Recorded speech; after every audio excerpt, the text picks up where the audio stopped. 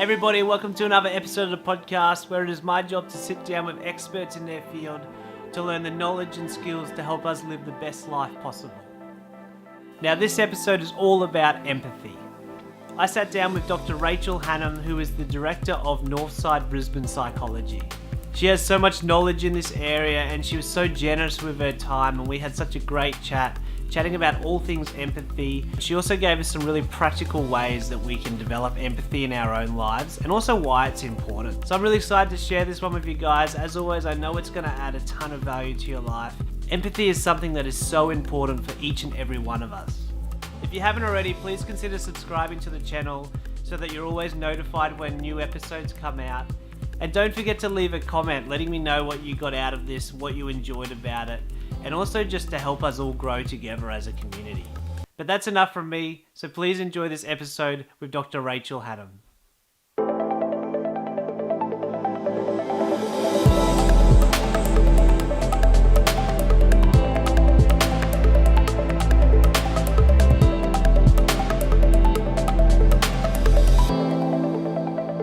Rachel, it's great to have you here.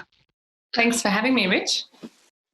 Let's, for anybody listening or watching, let's give them sort of a brief rundown of who you are and what you do, if that's all right with you. Yeah, sure. So Rachel Hannam is my name. I am the director of North Brisbane Psychologists here in Brisbane. I see clients as a counselling psychologist in a clinical setting. The other way in which I work as a psychologist is in workplaces. So I go into corporate settings and government settings, and I conduct a range of psychological services, including training and facilitation and mediation and conflict management services, where I mediate disputes in an attempt to get a resolution between, managers and employees. And I love doing that. I also have my own podcast called Help Me, I'm a Comedian. So, I'm pretty passionate. Go and check that out. Yeah, it's on the ABC website, and I'm pretty passionate about this topic. So thank you for having me. No worries. Thanks for being here. So empathy, I guess we should kick straight into it. What is empathy?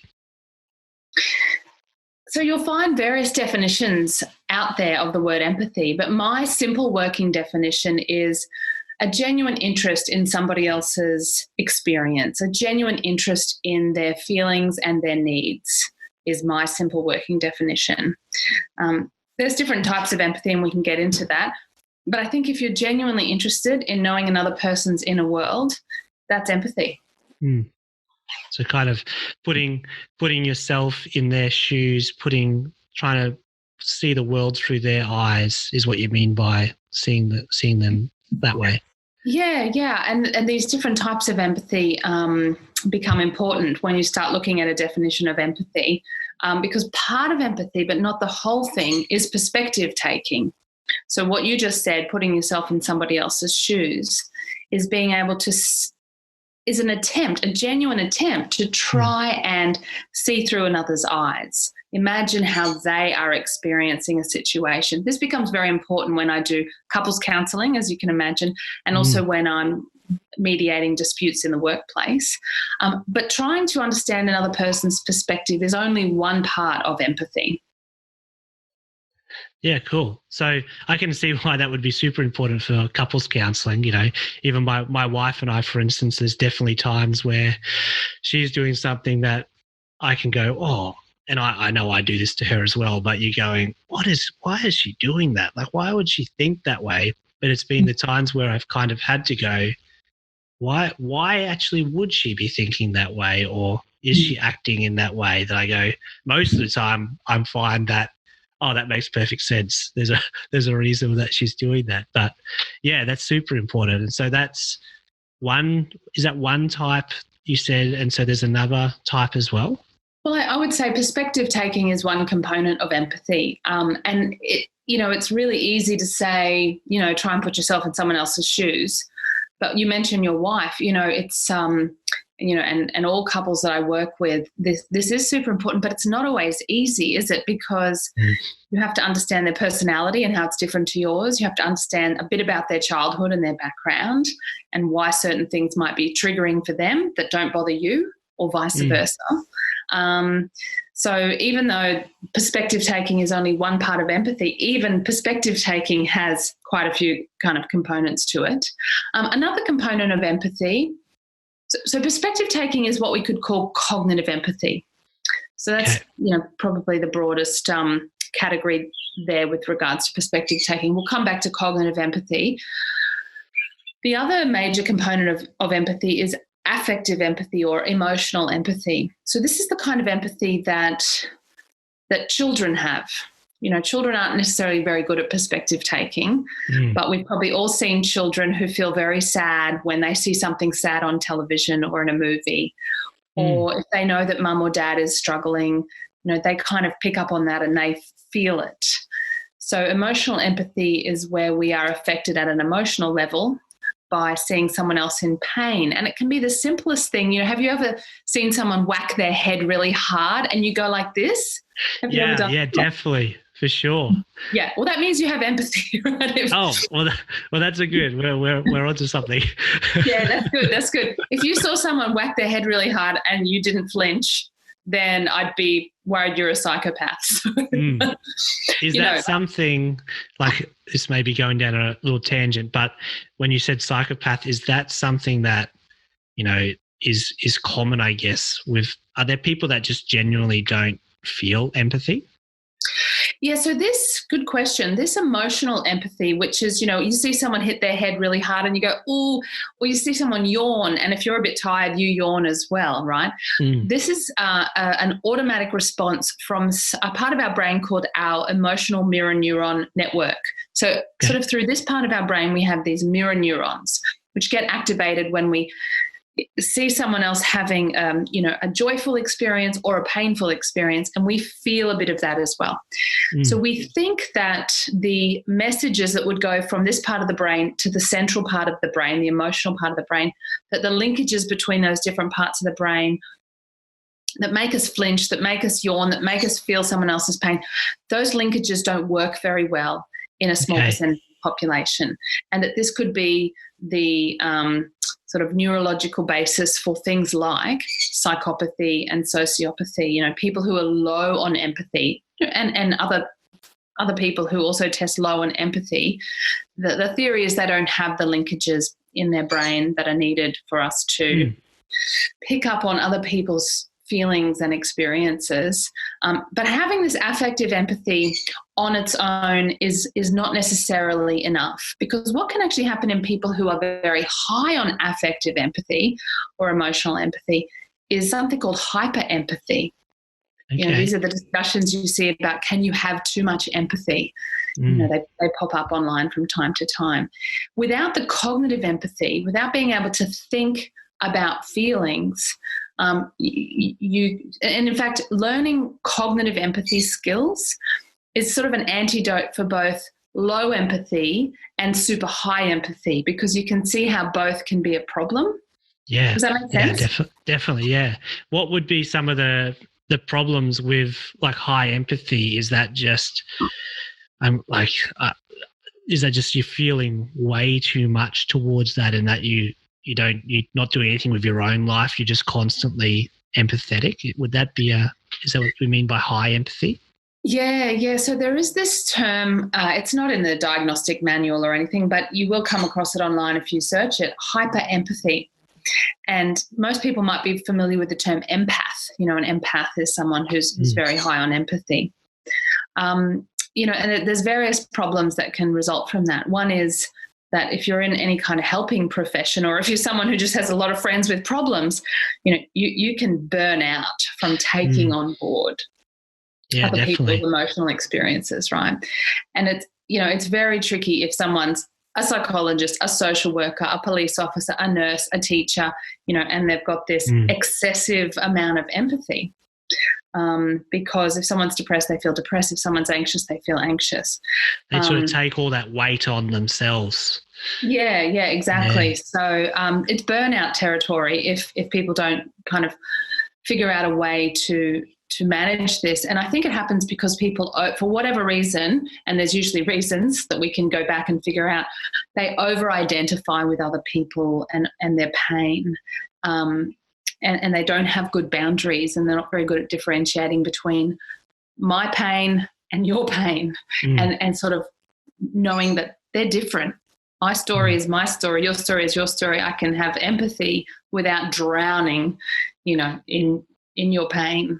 It's tricky. Yeah, definitely. Yeah, that would be a super tricky place to be in for sure. If you're that, if you're somebody who has low empathy, can you learn to be more empathetic? Is that something, or you kind of just, is that inbuilt to us?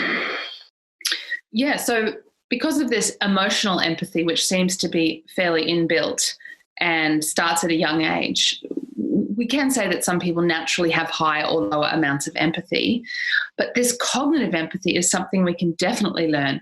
This is, a psychological skill set. And so if people are lower on empathy, there's plenty that they can do to build their cognitive empathy.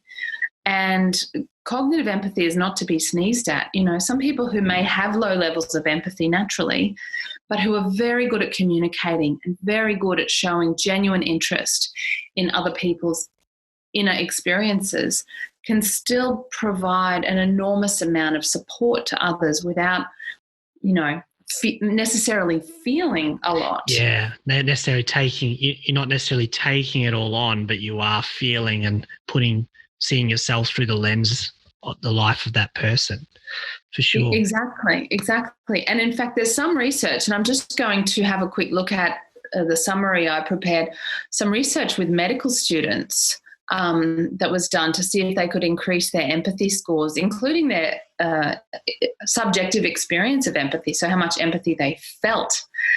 And so they did a few different things with these med students. They put them in direct patient contact situations. So they were talking to patients about their problems. They got them to role play being a patient, so sort of seeing it from the other side. The third thing they did was actually expose the medical students to literary and performing arts. So they got them to see more plays and read more books, which have high emotional content. This is where I think the creative arts are actually a really important part of our culture, because they promote perspective taking and empathy. When you read books, see movies, you might be putting yourself in other people's shoes. They taught them communication skills for empathy. They taught them stress management skills, and they also gave them role models who were high on empathy. And when they did those very targeted interventions with the medical students, after a few months, most of them scored higher on empathy, which is interesting. So it's definitely something that cognitive empathy is definitely something that you can really train, like anything else that you would train, isn't it? You expose yourself to the right pressures and forces, you're going to be able to build that skill set. That's super encouraging, for sure. Yes, it's a skill set, and people have to want to do it. This is where I see when I have couples and one person in the relationship has lower empathy, if that person really wants to get better at it, I can absolutely help them do that, and they absolutely can do it if they want to. Yeah. You can only help somebody if they're willing to help themselves, is the old saying, isn't it? But it's so true for so many different things. But it's true. Yeah.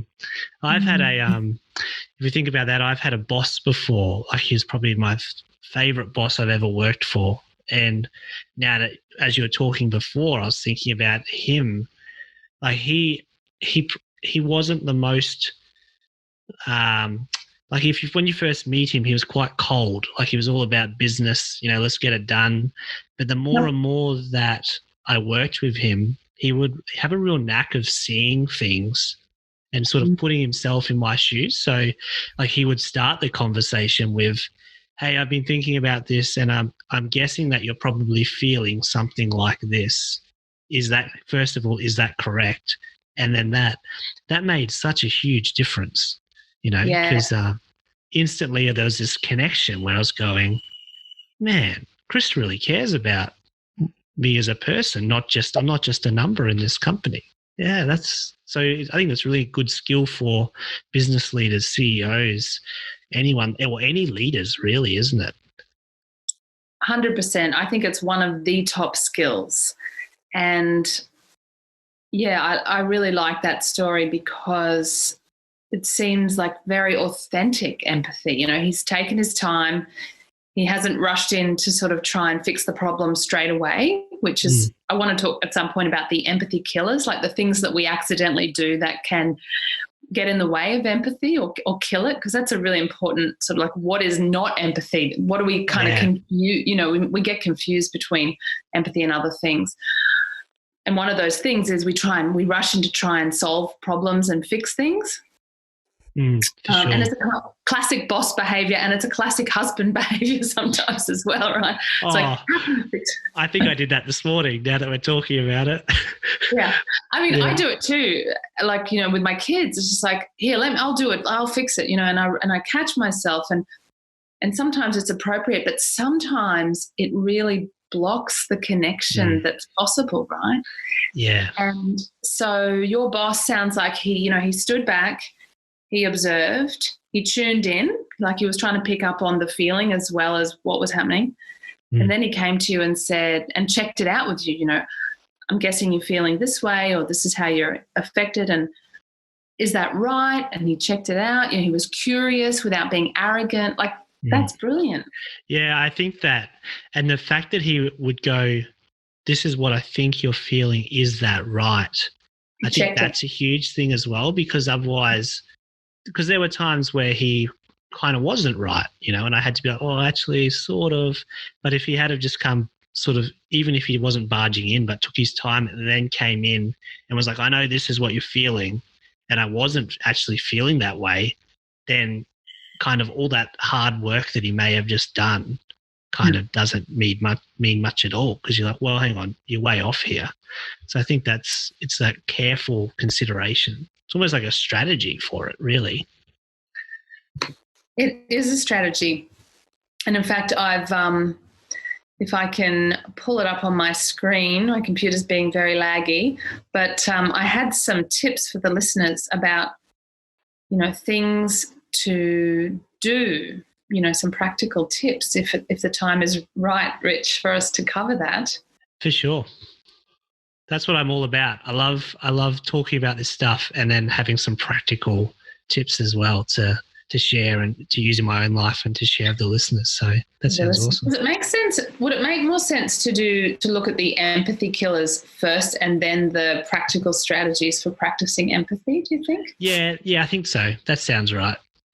Maybe we'll do the practical stuff sort of as we're finishing up and leave people with that. Yeah, sure. Now I'm trying to find my list of empathy killers. I might have to just do them off the top of my head. I do run a lot of workshops on nonviolent communication and compassionate communication, which people who are interested can Google either of those terms, nonviolent communication or compassionate communication, because it's a great body of work that really is practical empathy skills. And they do talk about the empathy killers in nonviolent communication. And I had a list ready, and now I'm trying to find what I've done with it. It's always the way, isn't it? Yeah, but that's okay. I'll just have to I'll have to ad lib, which I'm good at doing as well. So the empathy dampeners or empathy killers are the things that block emotional connection. Now, these things aren't always bad. For example, sometimes we want a bit of sympathy. I know sometimes I don't mind a bit of sympathy, but sometimes sympathy can block empathy. So, when we say to somebody, oh, you poor thing, that's classic sympathy. Yeah. We're sort of feeling for somebody. It can be quite isolating at times if we, don't choose our timing. To give somebody sympathy, it's like I work with people sometimes who have chronic health problems or disabilities. Now, if you're someone who, and if it's a recent health problem or a recent injury or disability, people can get quite sick of the sympathy, rather. Yes. You know how people say, I don't want anyone to feel sorry for me. You know how people say that? Definitely, yeah. I got a friend who's a occupational therapist. I think that's how you say it. Yeah. And same thing. She's working with clients over 3 to 4 years, and they're just so sick of people sort of looking like showing them pity or sympathy, and they're going, I'm here trying to get better at it, like trying to heal. Don't give me sympathy, give me stuff that's going to help me. Right. You know? Yeah. And so in a situation like that, I might even use the word compassion rather than empathy, because compassion to me has a bit more of an active. I feel like it's a bit more of an active word, So saying to someone who's still struggling with chronic health issues, is there anything I can do? Let me know if I can help you. What would be helpful to you? That's normally what people in that situation would prefer, right? They don't want your pity. Yeah. But sure. like just to offer yourself up as to be of service if they want it, sort of thing. And it also conveys that it's all like a sort of a doing word, but it also conveys, okay, this person is feeling this towards you. They're with you on this, but not in just you poor thing. Yeah, exactly. And because the prefix M means with, the difference. Okay. I mean, I think sim means with as well, but I looked into the background of these words a long time ago because I was curious, like, why do they have different meanings? But sympathy has this quality of looking down on someone a little bit, whereas empathy is really, I'm at the same level as you, like, we're both human. Is there anything I can do to help you? Clearly it conveys empathy, but definitely has that active quality to it. So that's one empathy killer, is sympathy. Another one is giving advice. Isn't that a classic one? Yep, guilty. Have you ever done that? Yeah, all the time. Me too. And sometimes you sense that it's totally fine, to give someone a bit of advice. I'll tell you what worked for me. When I was in that situation, this is what I did, and it was really helpful. And sometimes the other person goes, awesome, thanks for telling me that. And other times it is just so not what they want. Yeah. I've had to learn that for sure, because I'm a big sort of, if you just learn the thing that's going to help you and take that on board, it's all going to be okay. So I'm getting better at it, but I previously would just be like, oh, you're going through this. Here's what I learned. And it may not have been something that I personally dealt with, but I'm like, I heard this on a podcast. You should do this. And I was like, why is this person not responding to my text messages? And it was actually my wife kind of chatting about it. And she's like, stop offering advice. They don't need your advice. They just want you to care about them. And it's a hard lesson.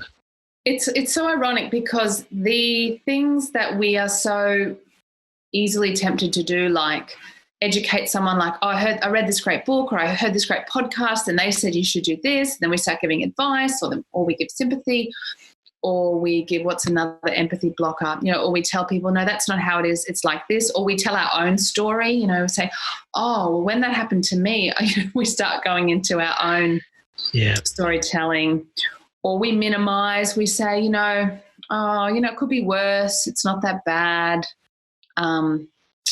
or we try and I'm guilty of all of these. All of these? I know, me too. We try or cheerleading is another empathy killer. We try and, tell people they're the best and they're so amazing and I believe in you and you can do this. And again, these kinds of behaviours and communication strategies, if we can call them that, they're not always wrong or inappropriate. It's just we obviously need to be intuitive about when to use them, because sometimes all the other person wants us to do is hold the space. Whether it's our partner, our child, our friend, our client, sometimes it's better to just hold the space for them for a bit longer and just listen and be genuinely curious about what they're feeling, what they're needing, what the world looks like through their eyes, if we just spend a bit longer doing that, normally we'll get a chance, if they want it, to offer some advice or cheer them up, encourage them, tell them, I believe in you, you've got this. The problem is I think we rush too quickly to trying to help or fix or advise or cheer up. We rush to that too quickly. This is a case where it's probably better to slow down most of the time and just hold off doing that a bit longer, just to see whether it's warranted, just to sort of check it out. I know I overthink things as well. Like I've had some friends that have gone through some crazy struggles in their life, and you get that moment, say you've heard about what's happened, and then there's that moment where you see each other. Leading up to that, there's times where I've been going, okay, what am I going to say to this person who's my friend? And I've shared this with my wife and gone, I don't know what I'm going to say. And her and her wisdom has gone, don't say anything. Like, just turn up, just be there, give your mate a hug, and then if he wants to share, he'll share.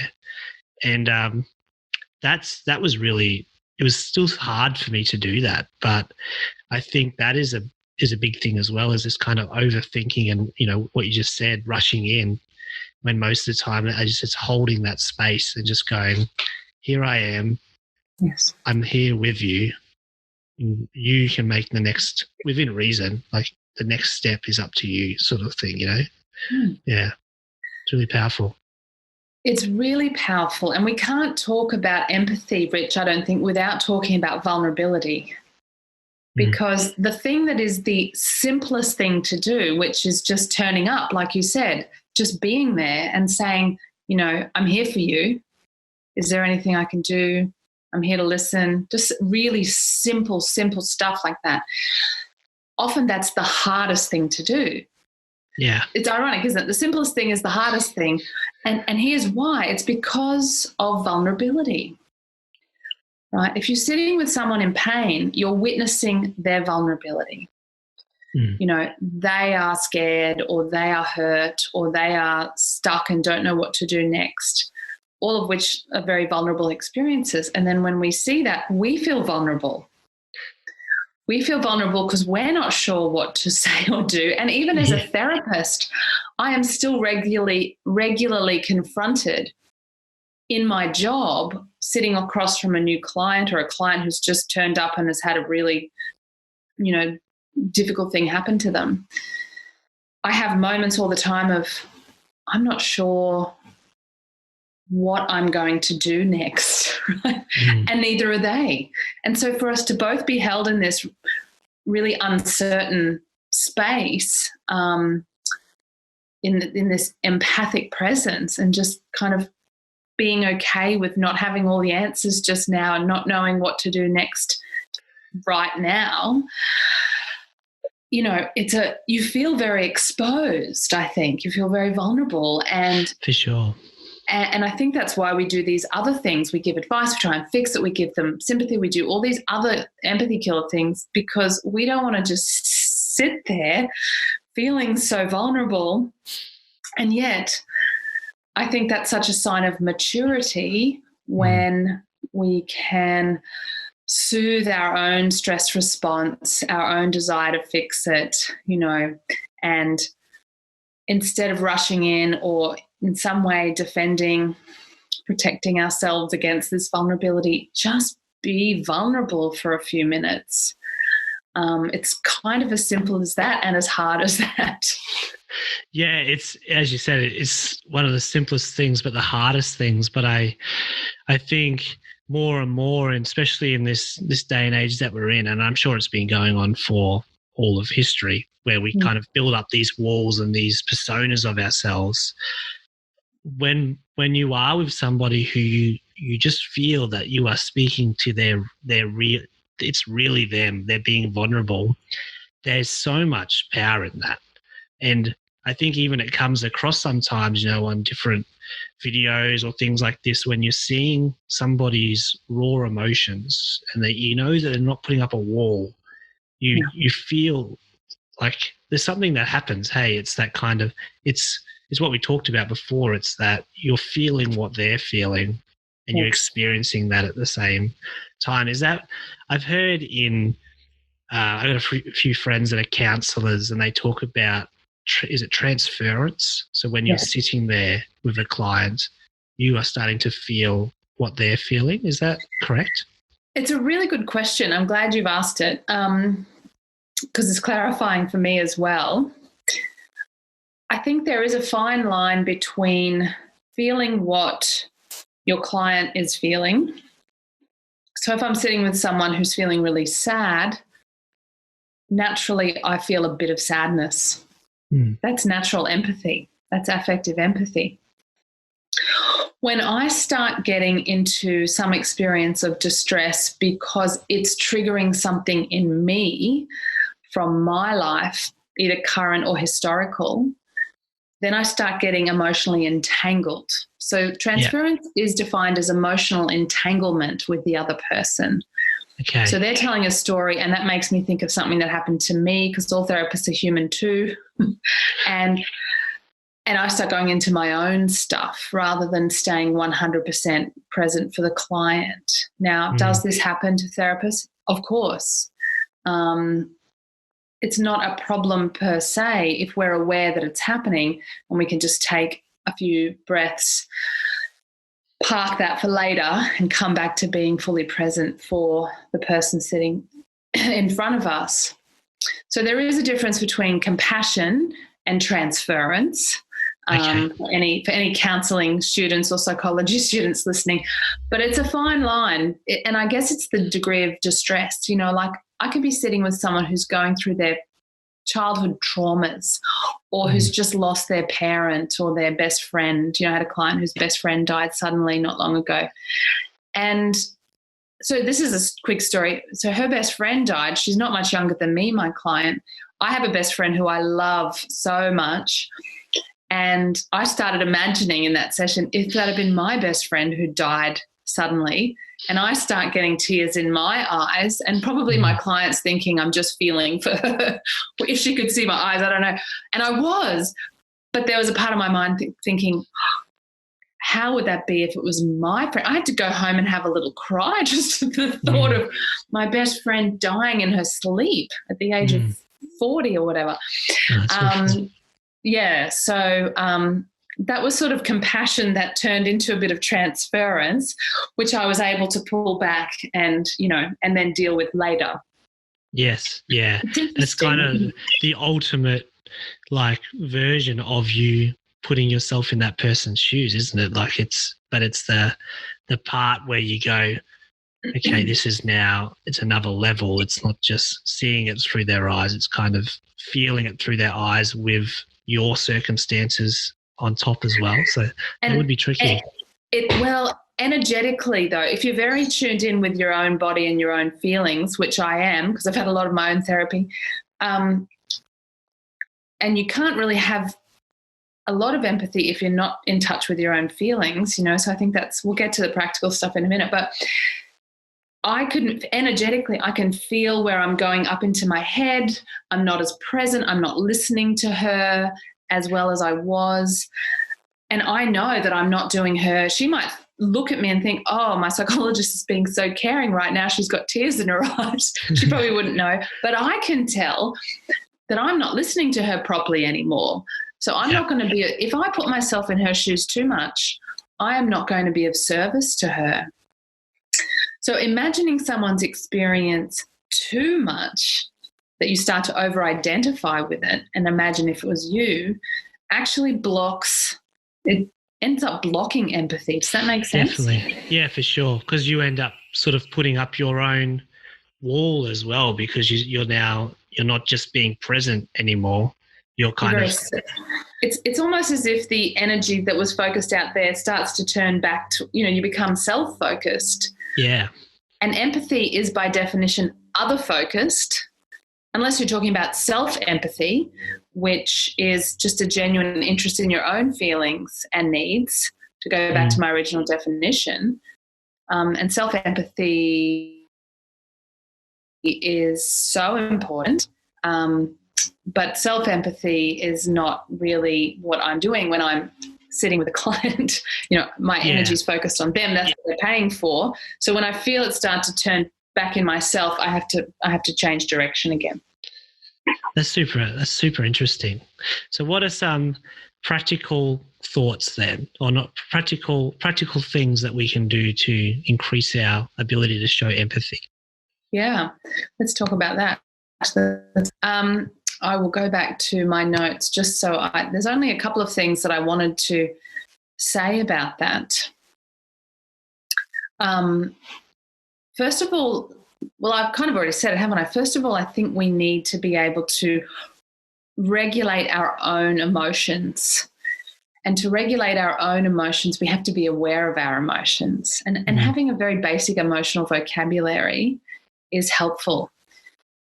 Even if we just have 10 words in our mental lexicon for what we're feeling, scared, sad, disappointed, hurt, confused, anxious, frustrated, angry, satisfied, content, we can learn a dozen words that should cover a lot of situations, but I've met people who can't even say to their partner, I'm really stressed right now.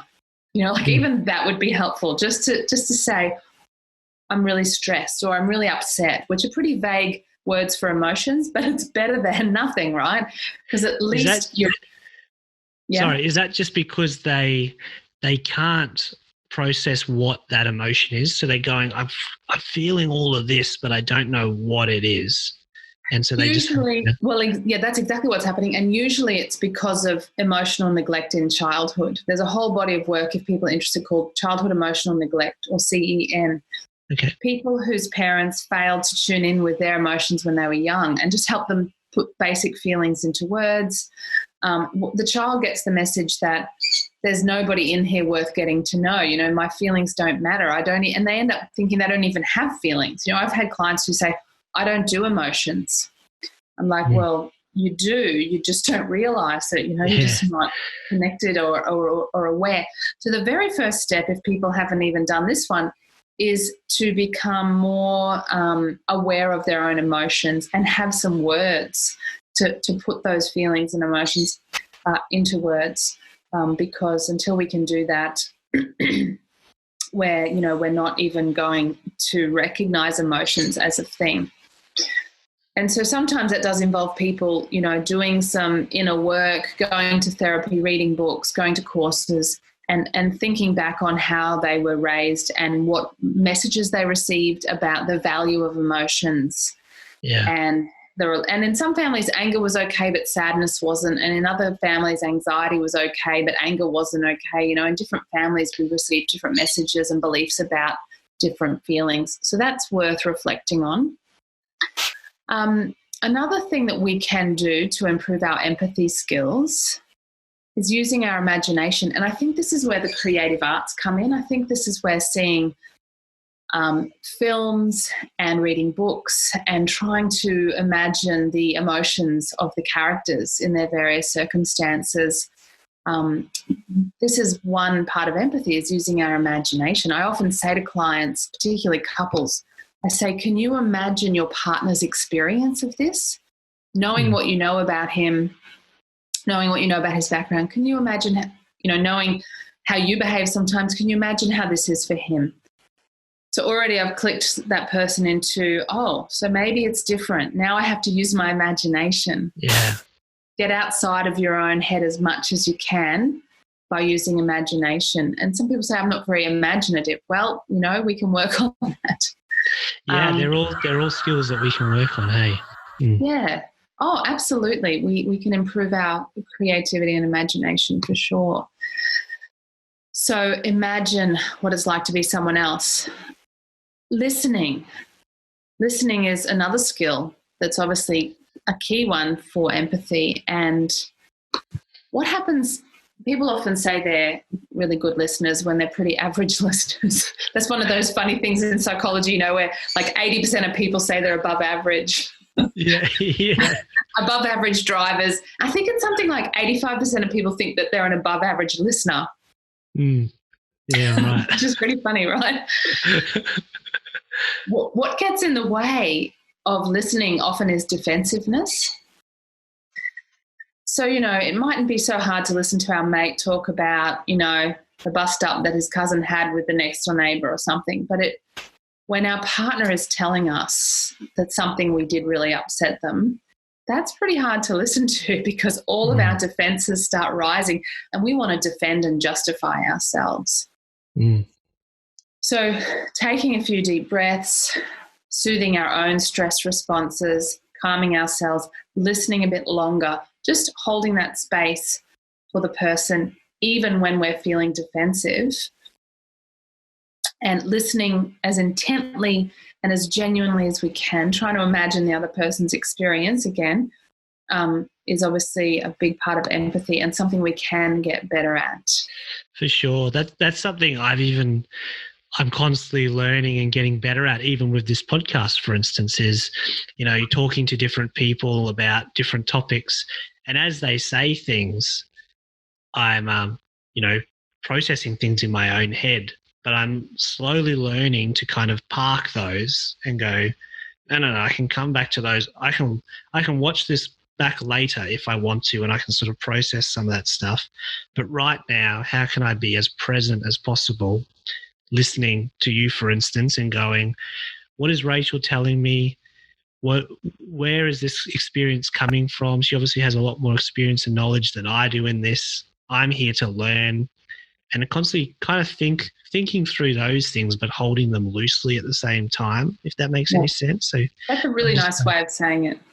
And it's something I've been terrible at in the past, as my wife and friends will attest. Is kind of, if I had an opinion and somebody had a different opinion, I'm thinking straight away about, as soon as this person stops speaking, I've got the best sort of comeback for them. And I worked out there were so many times where I would do that comeback, but I'd realize that's not actually what they were talking about anyway. So it didn't make any sense. So learning to listen is so important, hey? It is. And and it's something we can definitely get better at. I liked, something you just said. I thought everybody, you look at me and think I've got more experience, but everybody has more experience of being who they are than we do. It's like, nobody knows what you think and what you feel and what you need better than you do. So if you genuinely love somebody or care about them, whether it's a client or a partner or a child or a friend or a family member, if you can connect with the fact that you genuinely care about this person, then you can be genuinely curious and imaginative. Like, what is it like to be this person? Not what is it like to be me? I know what it's like to be me. But if I'm open and curious, like, what is it like to be Rich? What is it like to be this person? What is it like you are the expert on yourself. And so I'm always learning in my job. And the mindset I try and cultivate when I walk into the room is, what can this person teach me about what it's like to be them? Yes. And without me imposing onto them any of my shoulds, like they should feel this or they should react like this or this is how they should see it or because I do. Like that's a thing we do a lot, right? For sure, yeah. And, so this is the last thing I think this is the last thing I was going to say about practical skills, and it's sort of practical and esoteric at the same time.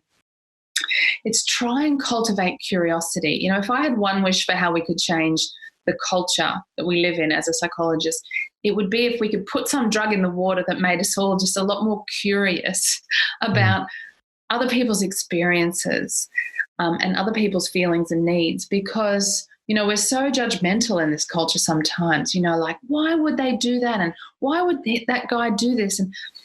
And I guess my training, as I've taken it into myself, is not to judge, but is to be really curious and think there must be a reason.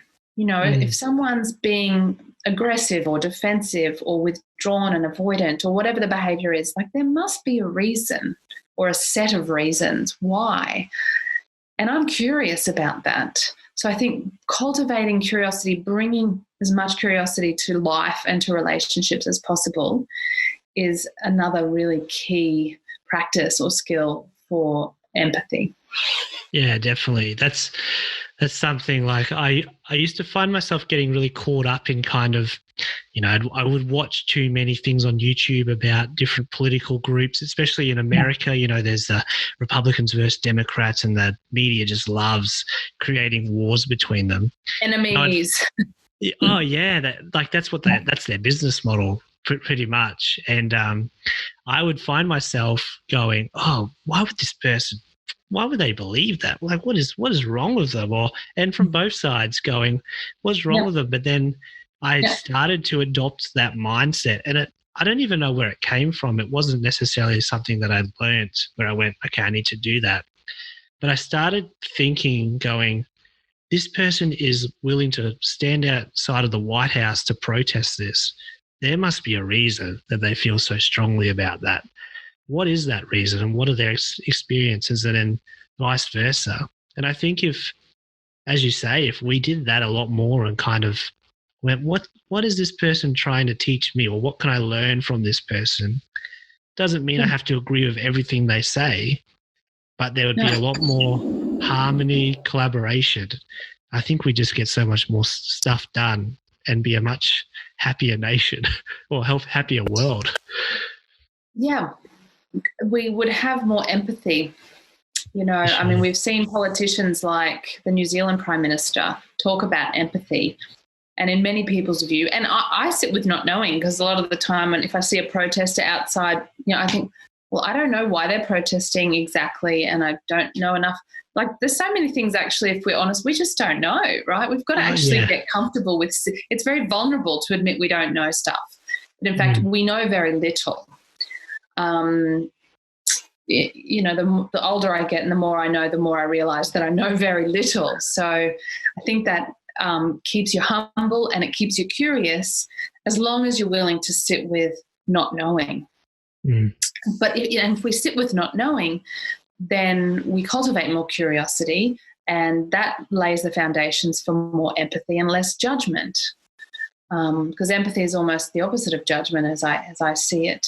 So yeah, I really wish we could have more politicians and business leaders who are high on curiosity and empathy and low on judgment and contempt. And I think that I think it's going to happen. I just think it takes time.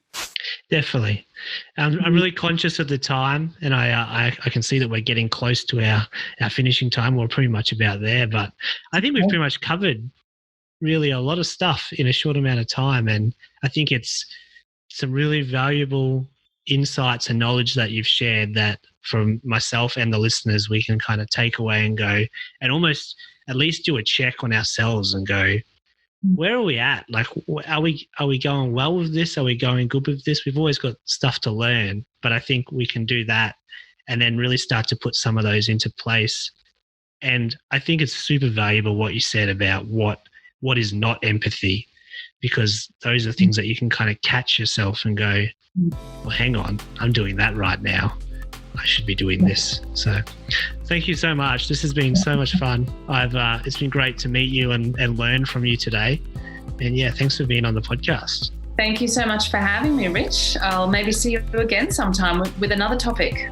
For sure. Before we go, where can people find you if they need more information or they want to come and see you as a client? Where's the best place? Yeah, for sure. So we have 2 offices on the north side of Brisbane, one in Aspley and a few rooms in Aspley, and also rooms in Stafford Heights in Brisbane. They could go to our Facebook page, which is North Brisbane Psychologists, or they could go to our website, which is northbrisbanepsychologists.com.au. We also have a YouTube channel and an Instagram account, so there's multiple ways to find us online.